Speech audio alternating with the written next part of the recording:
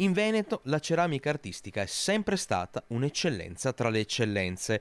Pochi giorni fa è stato istituito un fondo da 5 milioni di euro per salvaguardare la sopravvivenza delle imprese del settore che soffrono da tempo non solo a causa della pandemia, ma anche per i forti rincari delle bollette. Un'iniziativa che ha visto l'impegno dell'onorevole Germano Racchella. Molti produttori, molti artigiani mi hanno chiamato facendomi capire le problematiche che si troveranno ad affrontare. Bollette che da 3.000 euro arrivano a 11.000 euro o a 15.000 euro.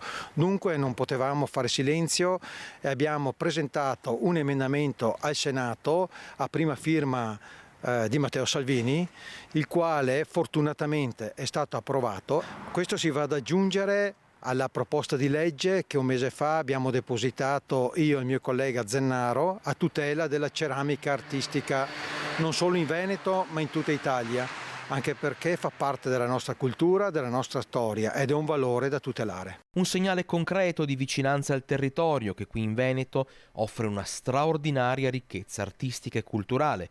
Le ceramiche di Nove, l'artigianalità bassanese e tutto il tessuto imprenditoriale del Vicentino sono realtà che meritano di essere preservate.